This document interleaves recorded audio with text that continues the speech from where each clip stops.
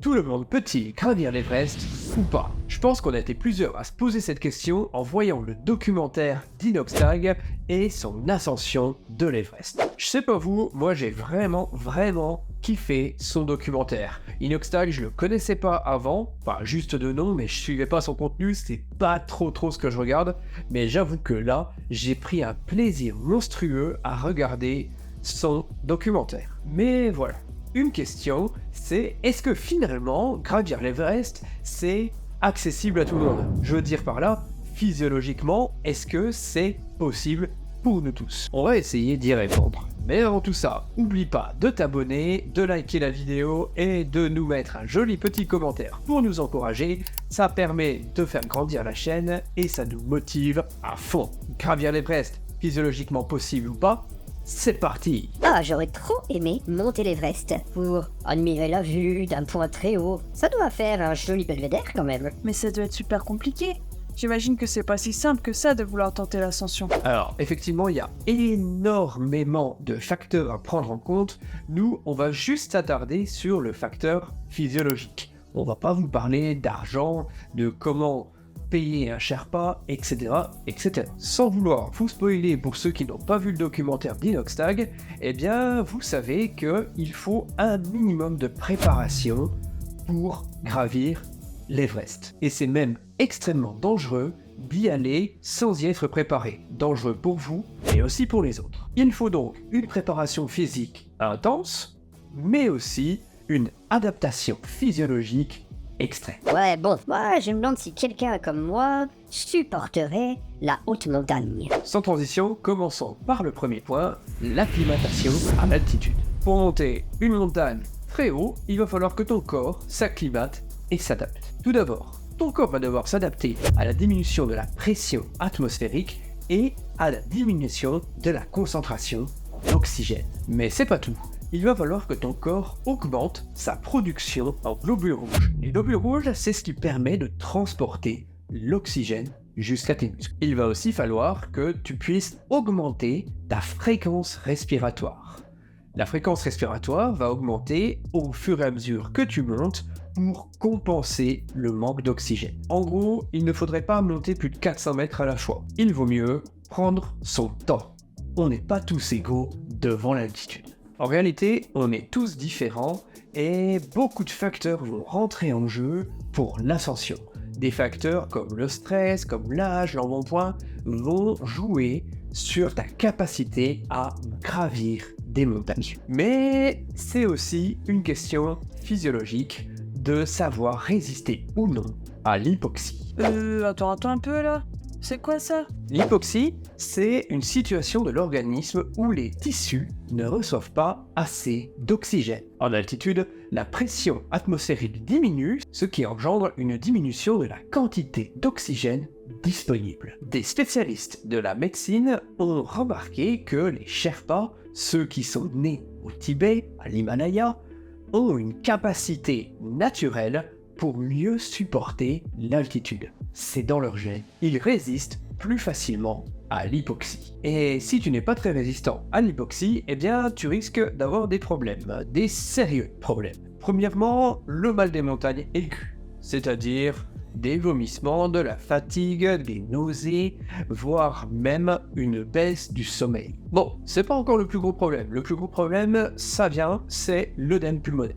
En gros, à cause de l'hypoxie et à cause de l'altitude, eh bien, il va y avoir une accumulation de liquide dans les poumons, ce qui peut être fatal. Bon, après, si t'es joueur, il y a aussi l'œdème cérébral. L'œdème cérébral, c'est la même chose, mais dans le cerveau, ce qui peut être fatal. Alors comment le corps réagit-il à l'hypoxie finalement? Et bien justement, c'est ce qu'on va regarder. Tout d'abord, face à l'hypoxie, tu vas avoir une augmentation de la fréquence respiratoire et de la fréquence cardiaque.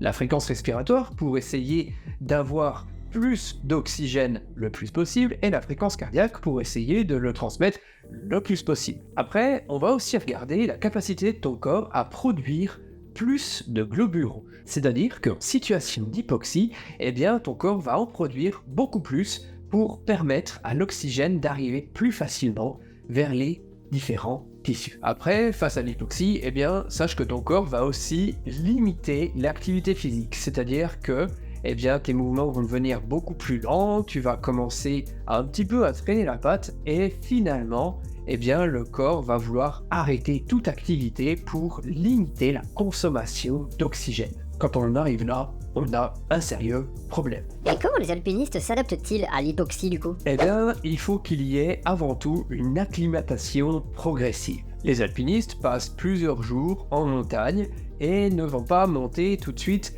plus de 8000 mètres sans s'y être préparés. Ils vont adapter leur corps à différentes altitudes avant même leur ascension. Ça, on a pu le voir dans le documentaire d'Inoxtag. On le voit bien qui, avant tout, s'est préparé sur différentes ascensions, différentes montagnes, pour voir comment son corps réagit, mais aussi il respecte certains paliers lors de la montée de l'Everest. Après, pour compenser un petit peu le manque d'oxygène, eh bien, il existe les bouteilles d'oxygène. Et même si Inox a été largement critiqué sur l'utilisation de bouteilles, sincèrement, ça n'enlève rien, mais rien du tout, à sa performance. Les bouteilles d'oxygène, elles sont là vraiment pour permettre au corps d'avoir ce qu'il faut pour pouvoir fournir l'effort nécessaire à l'ascension. Et il y a très peu finalement d'alpinistes qui savent grimper sans oxygène. Pour cela, ils ont vraiment un corps qui est parfaitement adapté à l'altitude. Après, il y a aussi certains médicaments qui peuvent aider à supporter le fameux mal des montagnes. Alors après, attention, parce que face à l'hypoxie, eh bien, il y a beaucoup de problèmes. Le premier, on n'en parle pas assez, mais il y a une altération du jugement. En gros, tu vas prendre des décisions erronées. Et face au problème, eh bien, tu pourrais faire des mauvais choix, des choix qui sont totalement injustifiés, voire même complètement hilarants. L'hypoxie peut entraîner aussi très facilement une perte de connaissance, et s'ensuivra une perte totale de la vie. Ah ouais, quand même, ça rigole pas en fait l'ascension. Faut vraiment être préparé. Eh oui, ça rigole pas. D'ailleurs, il est fortement recommandé, et c'est ce qu'Inoxtag a fait, de faire des tests d'oxygène avant même l'ascension. Il est crucial d'évaluer ta capacité physiologique à supporter l'hypoxie et l'altitude. Là, les médecins vont regarder la VO2 max, c'est-à-dire la consommation maximale d'oxygène. En gros, on va mesurer ta capacité maximale d'oxygène que ton corps utilise lors d'un exercice. On le mesure sur 1 minute lors d'un exercice intense et ça va nous donner un petit peu une idée de ton endurance cardiovasculaire. Après ça, on va regarder ton seuil d'anaérobie. En gros là, on regarde le point auquel ton corps va commencer à produire de l'acide lactique en raison du manque d'oxygène. Ça, c'est un point extrêmement important. Parce que c'est lui qui détermine un petit peu jusqu'où tu peux aller et jusqu'où tu peux utiliser tes différents muscles. Ah oui, c'est top de faire ce genre de test. Ça permet aussi d'en savoir plus sur les capacités d'adaptation à ce type d'effort extrême. Mais quel genre de tests font-ils exactement? Il y a plusieurs tests qui peuvent évaluer ta capacité à supporter l'altitude. Un test d'effort maximal sur tapis ou sur vélo. On va regarder aussi ta saturation en oxygène. On va te faire aussi un test de ventilation, c'est-à-dire qu'on va regarder quel volume d'air tu inspires et tu expires, et te donnera une idée sur la capacité pulmonaire que tu as. Avec tous ces tests, eh bien, on va pouvoir dire que physiologiquement, ton corps est capable ou non. Et comment ils examinent les résultats de ces tests? Justement, en gros, en fait, ces différents tests, alors c'est majoritairement des courbes qui permettent à un médecin du sport, un préparateur physique ou un kiné de déterminer plusieurs points. Ton aptitude à l'effort en altitude. En gros, si tu as une VO2 max élevée et un seuil anaérobie élevé, il y a plutôt bon signe. Ces courbes vont aussi permettre d'analyser les risques potentiels. En gros, si tes seuils sont bas, tu as quand même plus de chances de développer un mal des montagnes. Alors, les tests d'Inoxtag étaient apparemment plutôt bons, mais il faut aussi savoir gérer l'altitude, gérer son stress, gérer son effort physique, etc., etc. Alors, je vais te donner quelques données intéressantes si un jour tu veux gravir une montagne. Bon, déjà, il n'y a pas de secret, il te faut une bonne musculature et une bonne endurance.